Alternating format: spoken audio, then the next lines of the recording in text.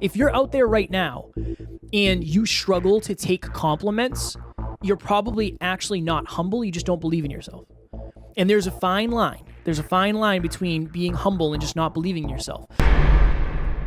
I want to earn success more than I want to be handed success. I am not entitled to success. You never own it. The rent is due every day. Next Level Nation! Welcome back to another very special, as always, NLU Weekly Live Podcast. Week number 112, the top 10 traits for a next level life. So imagine if you could find a book that outlined what traits the most successful people in the world had and they shared. That is a book you would probably study and you would find a lot of value in. Alan and I have been studying this industry and studying humans and studying success in order to figure out what makes a next level life. What do you have to do to get the most next level life? That is what we're going to talk about today. Warren Buffett has a really cool thing where he says, if you're in a classroom and you look around at the other students, and you could have 10% of what each student earns. You can pick one. You can only pick one of the students, and you can have 10% of what they earn in their lifetime. Who would you bet on? Who would you choose? Now, when Kevin and I say success, we mean holistic success. Health, wealth, life, and love. So not just financial success, but success holistically. And so whether it's friends or family or mentors or mentees or clients or customers or whatever, everyone you've ever met, think about in your head, we are all a warning or an example. We're a warning and an example. And think to yourself while we're doing this, what are the character traits of the people that you would bet on? Most likely those character traits represent some form of virtue. I think of life in virtue and vice. I think of character traits as virtuous and vice. And so we're going to talk to you about the top 10 traits for a next level life, but essentially the quality of your life is going to be ultimately determined by the quality of who you become. And I'm ready to rock and roll. So Alan and I actually have a little fake plant now too. This is nice. Frank, the fake plant. Alan has a fake plant behind him as well. The reason I have a fake plant is because it is very, very hard to grow something that you don't know. I have no idea what kind of plant this is. And if you're listening to the replay, it just says mini plant for indoor decorative use only. Don't know what kind it is. If I don't understand this plant, if I don't understand how often it needs to be watered, I don't know how much sunlight it needs, I don't know if it needs extra nutrients, what are the odds that I can grow this thing to a mighty, mighty tree in my studio? Very, very, very little. Very, very, very small. My initial personal development journey started when my girlfriend at the time, however many years ago, left me.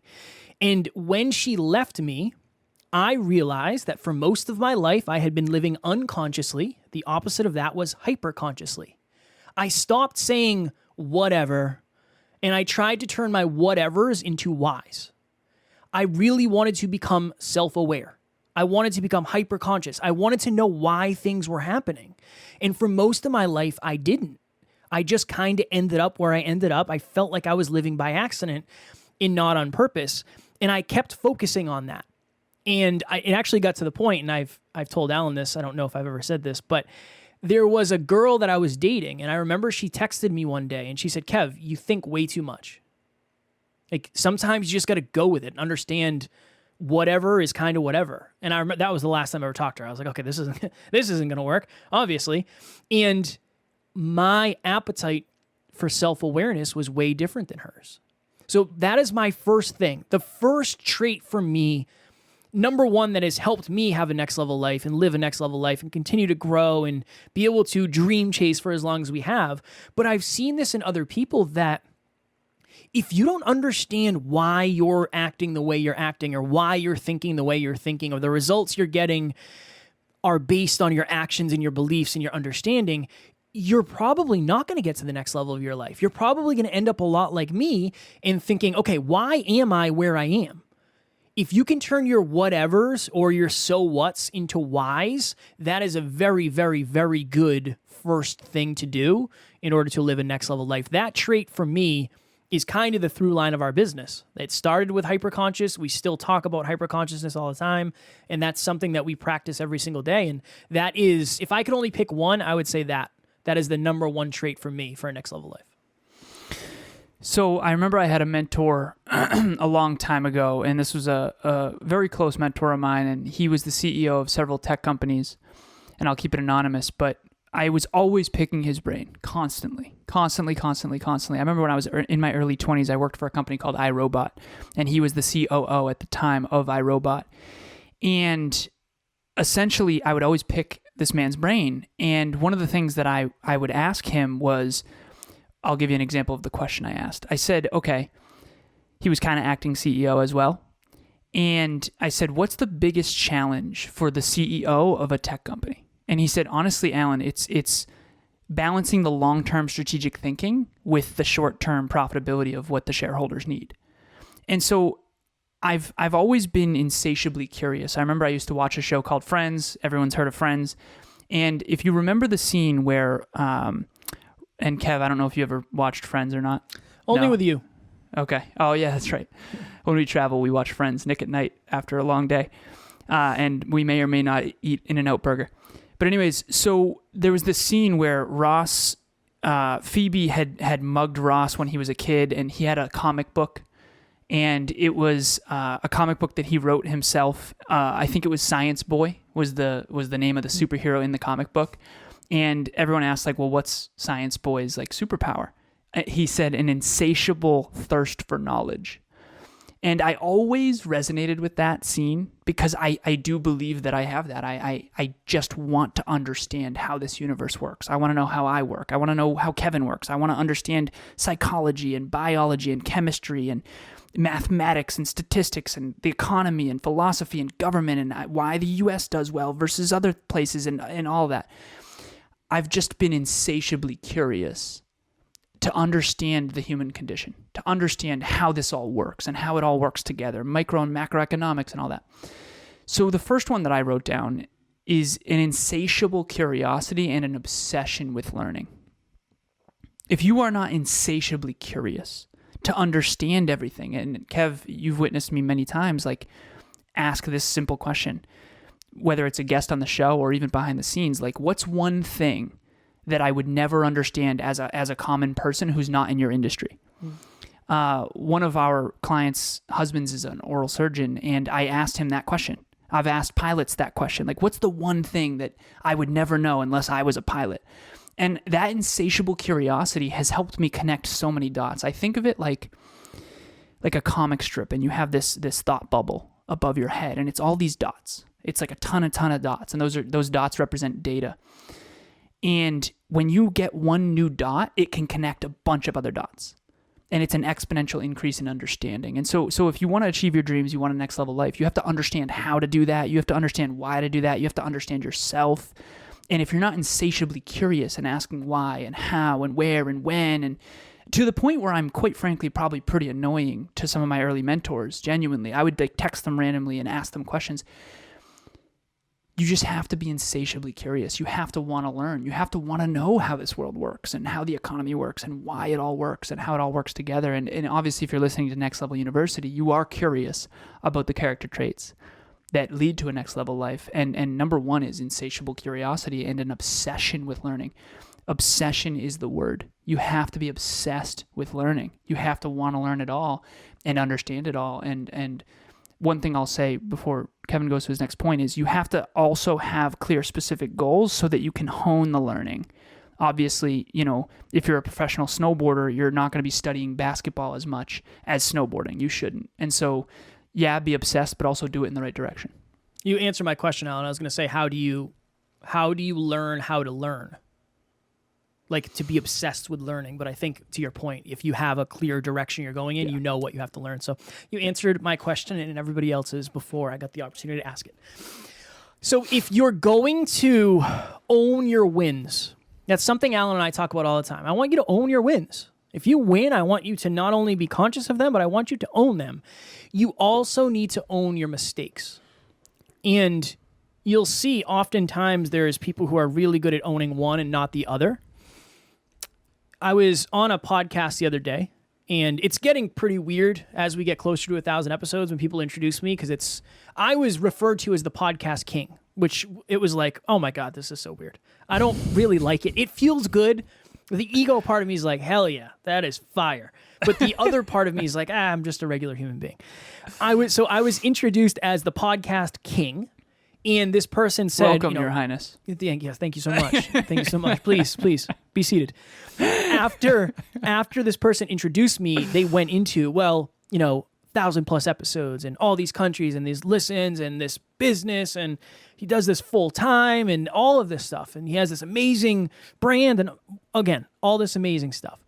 And I said, I thank you so much. I appreciate the kind introduction, but again, just like everybody else, we started with 1 episode a week, and I didn't know what the hell I was doing. I want to be as humble as humanly possible in those interactions, because I am just a dude who started a podcast, and I am just a mere mortal. The lightning could strike me right now, and that could be the end of the Jeff and Jeff show. I try to remain humble and understand things might be good right now, but things will not be good forever.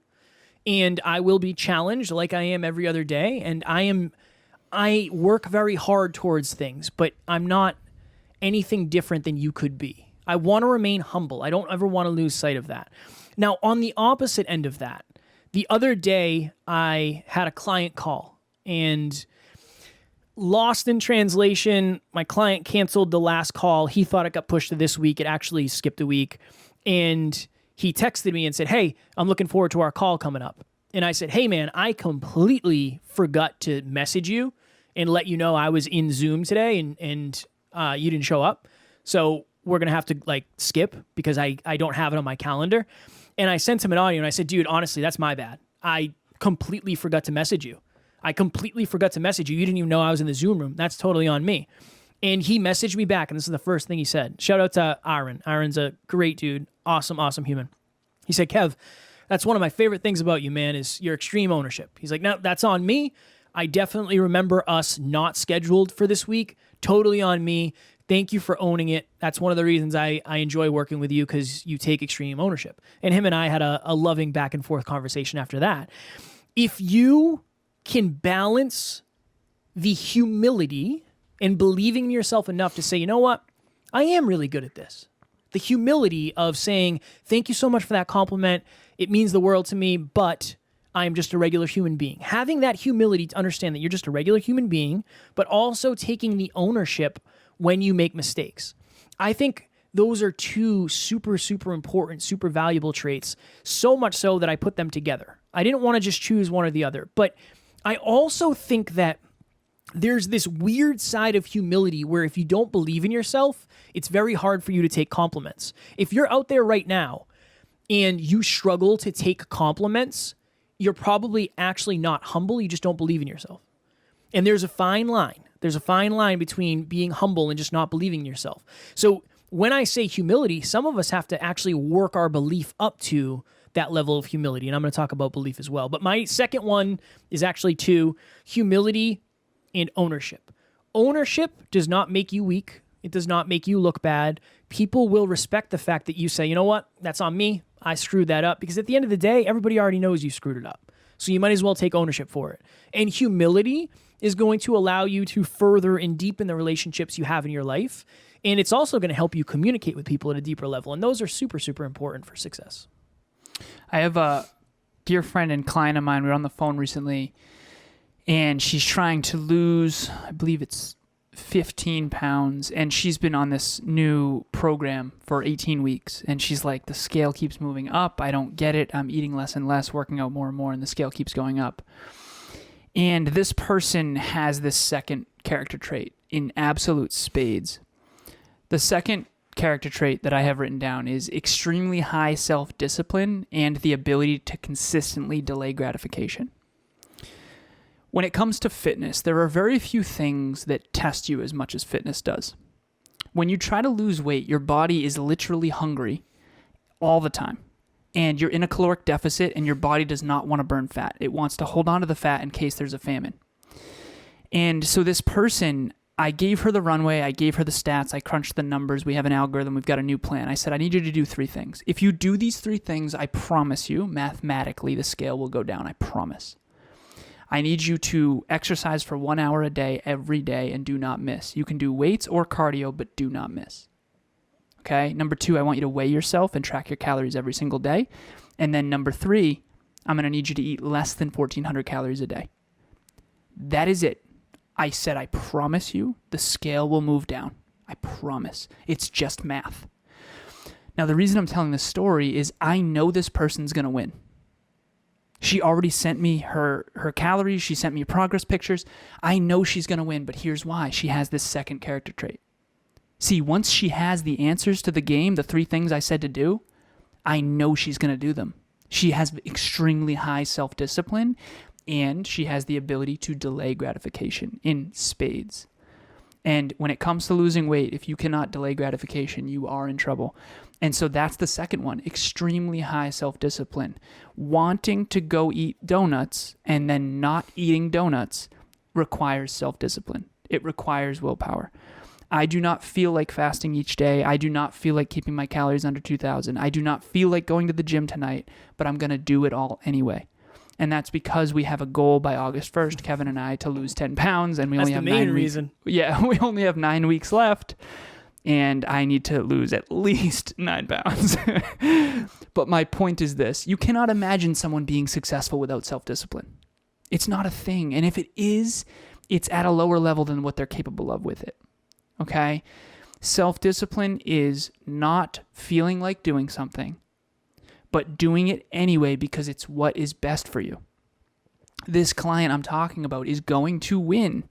All she has to do is those 3 things every day. If she does those 3 things every day, she will eventually hit her goal. And of course, we're going to have to drop from 14 to 13 and from 13 to 12, 1,400 to 1,300 to 1,200 to 1,100, eventually 1,000. And that's going to require even more self-discipline and even more delayed gratification. But that's what it takes to lose 15 pounds in 15 weeks. It's a challenge. It's supposed to be a challenge. That's why so few people do it. I think the definition of, or maybe it's not a definition, but it's a quote for discipline is giving up what you want in the moment for what you want in the future, something along those lines. And I think that's a good frame for discipline. And again, there's people out there who are going to tell you discipline doesn't work. I think they're probably too far on the things are all going to work out in due timing and what's meant to be is what's meant to be. That just hasn't been our experience, especially when it comes to fitness, particularly. I've mentioned this many times, and in this moment, I think it actually lands for me more than it ever has.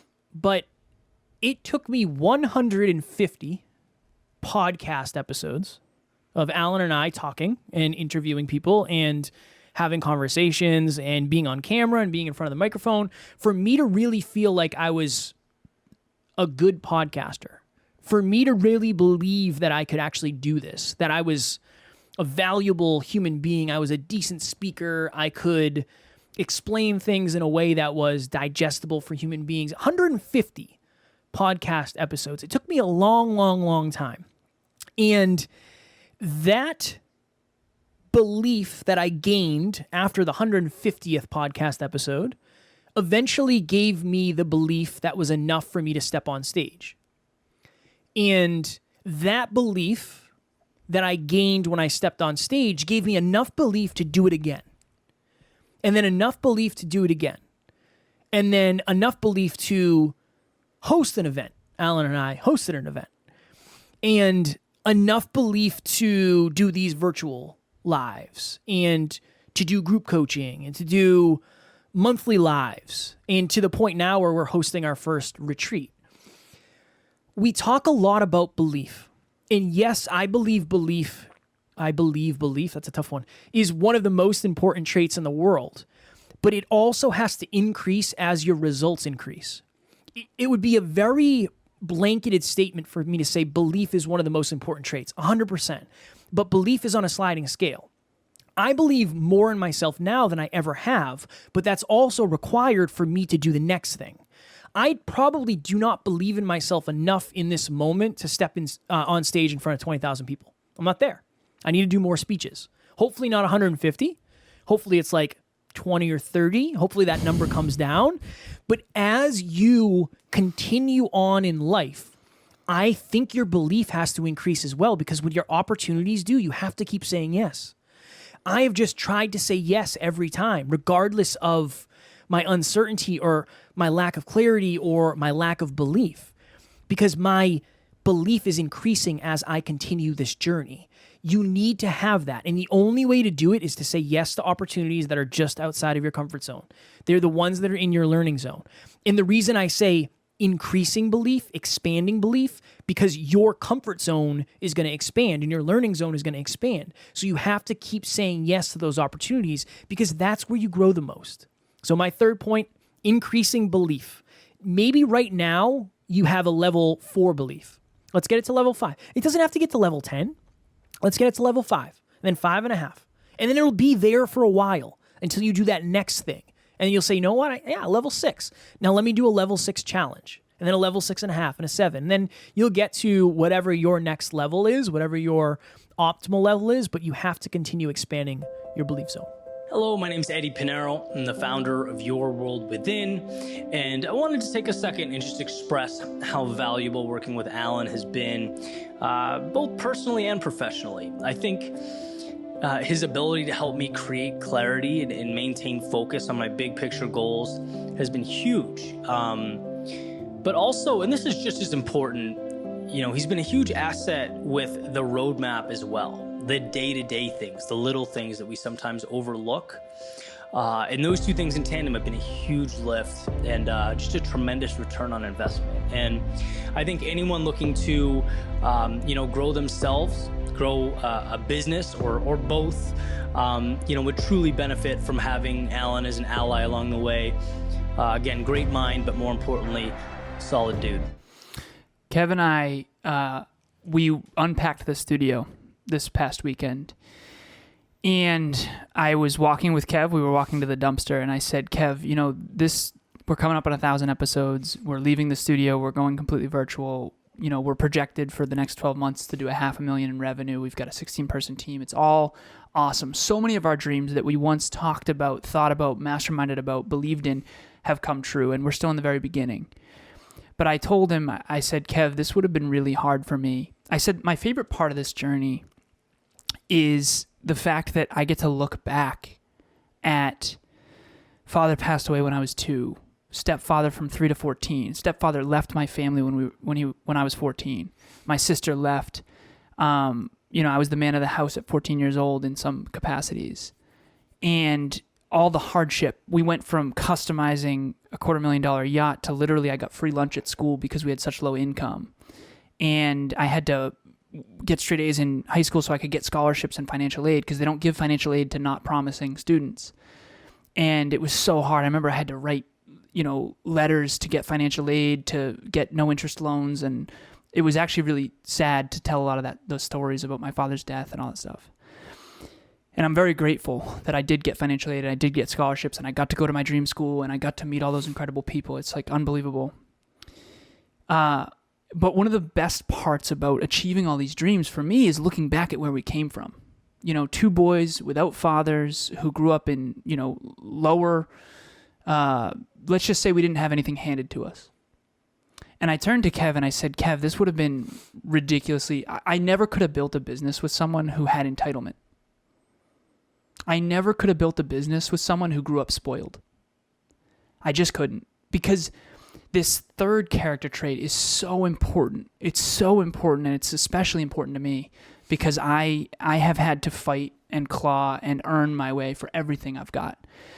And I remember being in college and I had no money, and my mom literally would clean our apartment because I had roommates who had money because we needed money. And I moved back home from LA to try to help my family keep the home, and I could go on and on. But I said, Kev, for me, it's always going to be looking back at where we came from.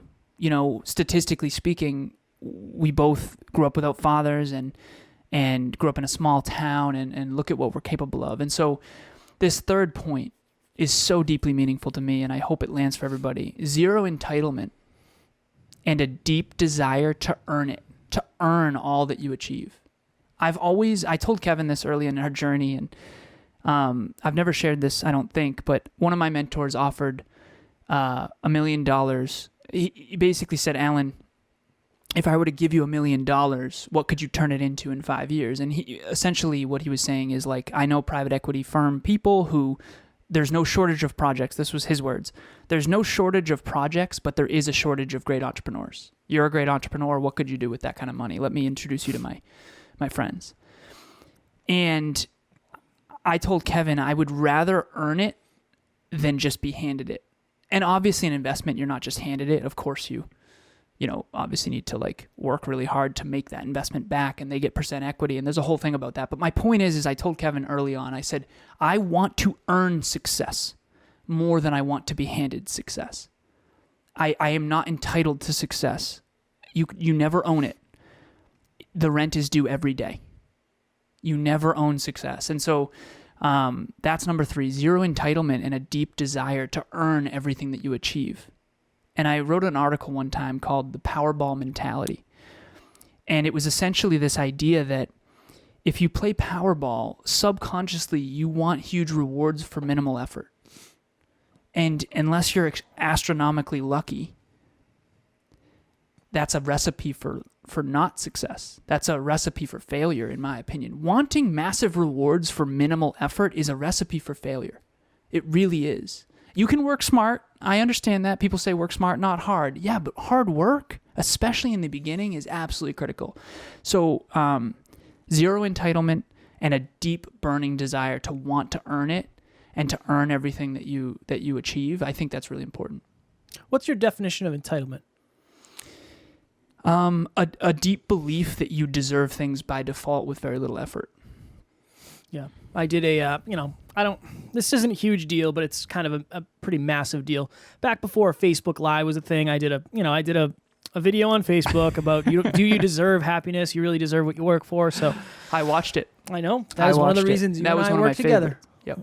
I knew that. I was like, I I'm going to prime my mind here for somebody who can help me accomplish my dreams that I don't have yet. Let me put this Facebook video to work. Kev, if I gave you $1 million, what could you turn it into in 5 years? I could turn it into $1 million in my bank account and a trip to somewhere you'd never find me again. I would have taken the money. No, just kidding.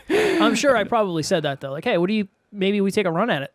Yeah. $1 million. It's a lot. Give it a shot. Yeah. That's funny. A lot. I've made this joke many times. When I used to work back in the day at the gas station, as you know, I used to pump gas. People would come in and it would be like 85 degrees and everyone would be like, oh my God, this is so nice. I'm so happy it's not winter anymore. And I used to say, yeah, until it's 95 and then you'll be complaining. Like we're always complaining. We're human beings.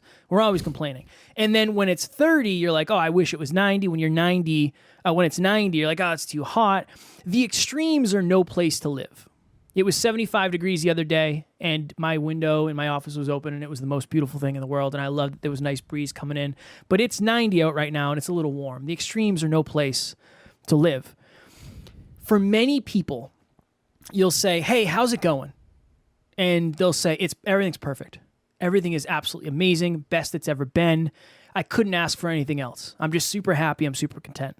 There's other people where you say, hey, how's everything going? Oh, man. Everything sucks. I need more. I need better. I haven't made enough progress. I need to keep going. I need to keep grinding. I need all of these things to happen. I think, and I'm not going to say balance, but one of the things that we talk about often is grateful ambition.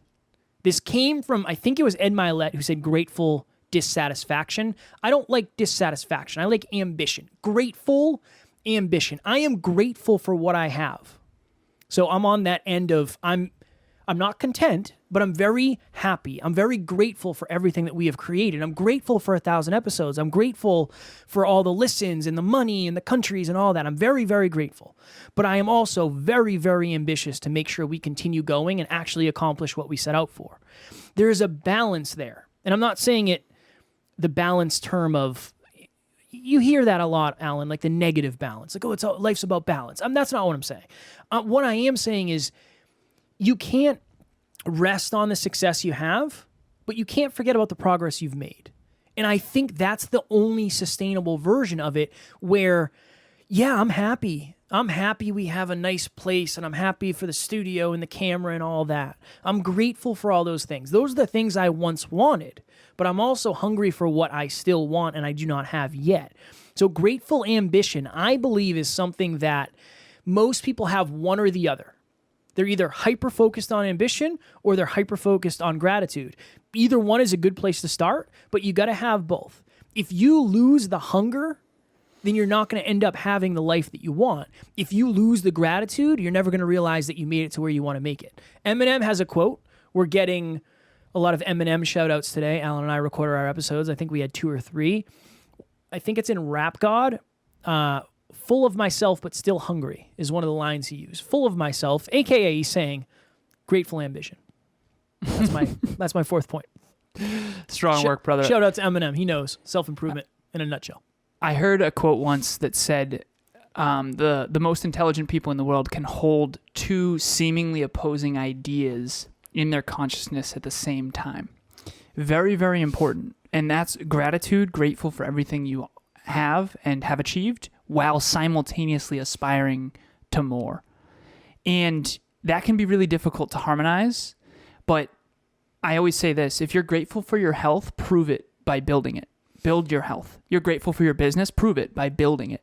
You're grateful for your relationship, prove it by building it. Right? You can prove gratitude through action.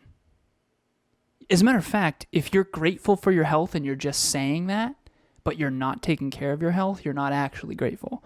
And I've been there too, so I've been guilty of that as well, but it's super important to understand that. Can I add real quick, Alan? Oh, yeah, man. I had a conversation with somebody the other day, and she was asking about my philosophy for self-improvement or the business or the brand. And I said, well, our thing is to help our community get better every day, a little bit better every day. And she said, why better though?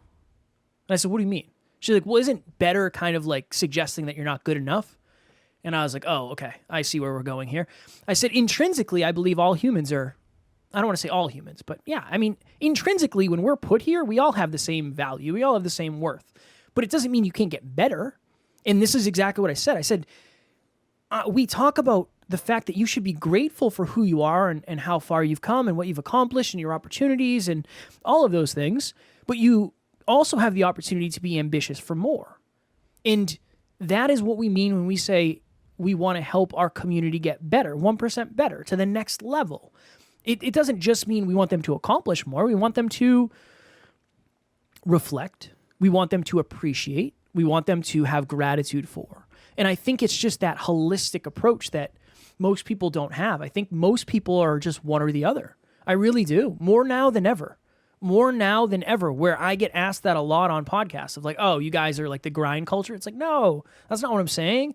I'm saying sustainable, grateful ambition. You have to be happy for what you have, but you also have to go on to what you want, or you're not going to end up happy.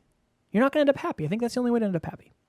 Yeah, as human beings, we're supposed to build. Yeah. We really are. Build our lives, build our relationships, build our communities, build our future. It's a beautiful, beautiful thing. Progress is a beautiful thing, and don't let anyone say otherwise. Number 4. This one's going to be tough to explain, but I'm going to give it a shot. An understanding of math and statistics plus long-term strategic thinking. This is my 4th character trait for next level life. I remember my friend growing up and I used to play a game called Stratego. Do you know what Stratego is? No. Ever heard of it? Okay, so it's a board game, essentially. It's kind of set up like Guess Who, except it's kind of like set up, a better analogy would be chess. You can't see the other person's players, and there's a flag. It's kind of like Capture the Flag, but in chess/checkers type of board. Sounds terrible. It's actually pretty awesome. So essentially each piece has a number from 0 to 10, and you have a spy as well, and your goal is to capture their flag. But if you have a level 5 piece that's like, I don't know, a Marine, and you run into the general kills the Marine. And so you have to be very strategic with which pieces, and you have to remember which pieces were which so that you can make sure you protect your flag and get their flag. So it's called Stratego for a reason, because it's a strategy game that requires a ton of thinking. It's a really analytical game similar to chess, where you have to think like 10 moves ahead in order to win. And my buddy Kiki growing up, we had a treehouse that we used to play Stratego in, and he's so good at chess and so good at Stratego. It's not even funny.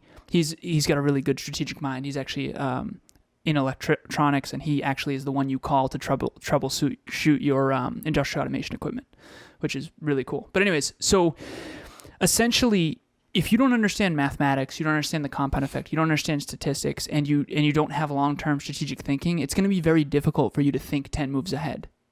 It's going to be very difficult for you to make sure your future 10 years from now is bright. Like, do you have your retirement set up?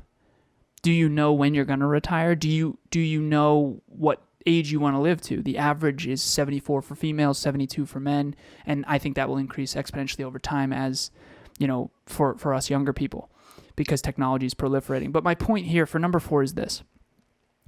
One of the character traits of success is long-term strategic thinking. It's an understanding of probabilities. If you can't calculate, so Kevin's been doing a lot of sports betting lately. Mm-hmm. What was the sports bet you talked to me about today? Oh, the Celtics. Shout out to the Celtics. We live in New England. The Celtics played the Miami Heat, and you were betting on over or under 198 points scored. And so you bet that they'd be over? I bet over. Final score was 196. I lost. Okay. So why did you bet over? I was looking at some statistics, and I looked at the previous 6 games, and I think most of them were over. So I went over. So essentially what he was doing was calculating the past and then predicting the future based on it. Scientists call this projecting.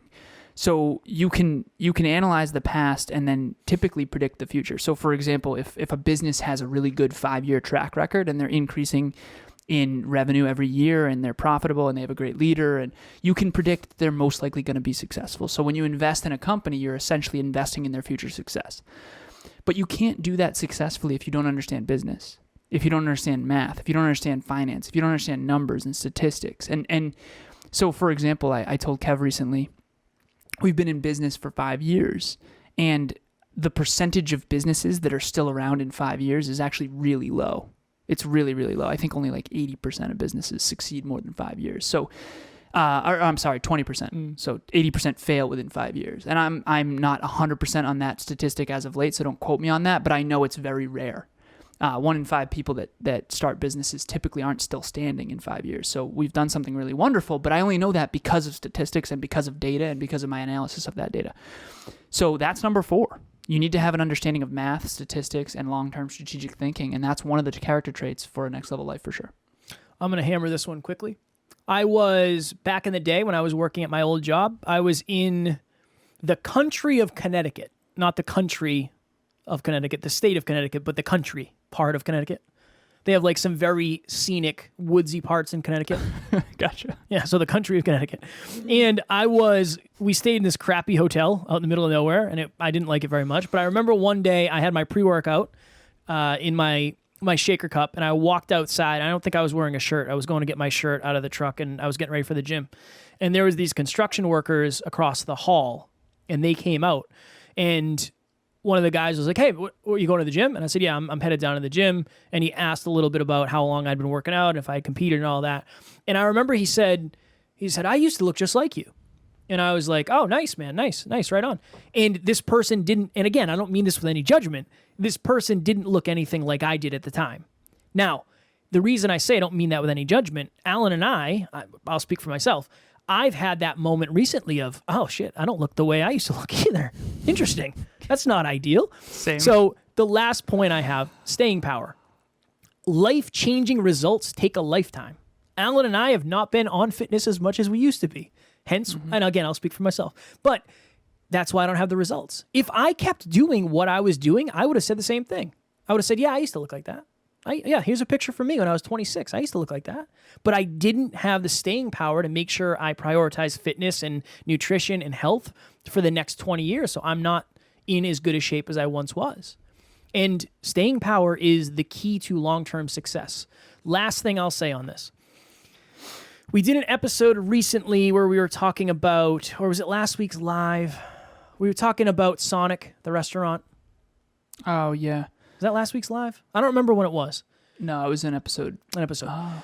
we were talking about restaurants and how the restaurants who are the most successful are usually the ones that just last the longest. They have the staying power.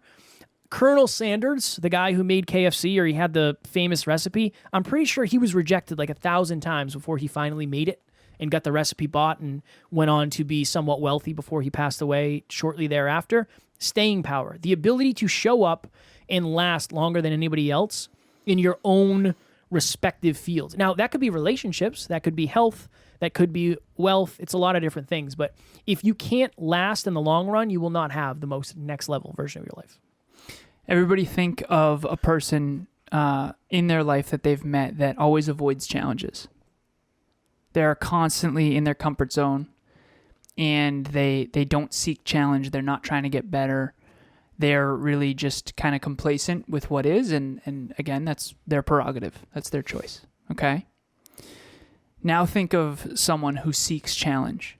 They want to grow. They want to learn. They want challenge. They are ignited by challenge. When there's a challenge, they get excited. Think of that person. Now, if you were to extrapolate 5, 10, 15 years from now, which one do you think statistically is going to be more successful and have a better life? A better home, a better business, or a better career, a better body? There is no version of seeking comfort and having extraordinary results. Now, you can seek comfort sometimes, of course, right? Of course. We all do. I love chocolate milk, and I love movies, and I love, my vices too. I wouldn't call them vices. I'd call them guilty pleasures. And we all have them, okay? So you don't have to be disciplined and strategic thinking and achieving every second. That's not what I'm saying. What I am saying is point number 5, someone who seeks challenge and wants to maximize their potential. I was watching yesterday with my mom. We were watching Man in the Arena with Tom Brady. It's a docuseries. And Tom Brady has 3 sisters, and his 3 sisters were interviewed. And one of the sisters said, it's really special when you meet someone who really does mean it when they invest 1,000%. I'm pretty sure she used the word 1,000% of their time and energy and effort into becoming better every day. That's like he doesn't just say it, he really does that every single day. And Tom Brady is someone who seeks challenge. He wants challenges, and that's why he has more Super Bowl victories than any entire team. And you can't imagine achieving that level of success if you avoid challenges. And so number 5 is someone who seeks challenge and wants to maximize their potential. He opens that docuseries up saying, for as long as I can remember, I've just always wanted to maximize my potential. And that's actually why, Kev, you suggested that I watch it. And there's been several people who suggested I watch it. And that's number 5. If you are a comfort seeker, that's okay. I'm not making you wrong. What I am saying is that if you want a next level life, you're going to have to overcome that. And I'm not saying you need level 10 maximizing your potential. I'm not saying you need level 10 seeking challenges. As a matter of fact, do not seek level 10 challenges if you're confident at a level 2. If you're confident at a level 2, maybe try a level 3 challenge. And if you're confident at level 3, maybe try a level 4 challenge. It's just like a video game. Don't start the game playing on legendary. Play on easy and then try medium and then try hard. Otherwise, you're going to get your butt kicked and put the game down because you don't like it. It's because you're way too far outside your comfort zone. You're in the anxiety zone. But you can seek a strategic challenge, and I think that's really important.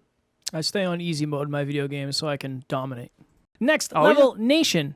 As you can see below, if you're watching this live or the repurpose, if you're listening, you can't. But we are doing the giveaway again for the month of June, where if you leave us a review, screenshot it, send it to myself, to Alan, Amy, Jenna, just send it to somebody and we'll find it. We'll enter you into a drawing to win a $100 Amazon gift card. We will send it off to you, no questions asked. It helps us find more awesome people like you, and it helps awesome people like you find us. So please do it if you're interested and you feel like we've added value to your life. If you struggle to grow and scale your business, or you're thinking about starting a business, join me on a free half-hour strategy session. I'm not going to sell you anything. I'm not going to try to sell you my coaching. I am just going to have you tell me what your objective is, your most important objective, and I'm going to help you strategize on how to achieve that, with or without me. Please book a 30-minute call in the show notes. I adore meeting our listeners. It's so cool to meet people from all over the world. And I always learn a lot too, because I get to learn different industries and different cultures and different goals and different people. So And if you in any way, shape, or form, really think about this for a second, think that I am like really good, or I'm a good speaker, or I'm smart, or I'm good at things. Alan's been my mentor since the very beginning. So if it's good enough for me, it's worth a free 30 minutes of your time. And that's what I'll say about Alan. I want to make sure Alan gets his credit. You know what I mean? Thank you, brother. Of course.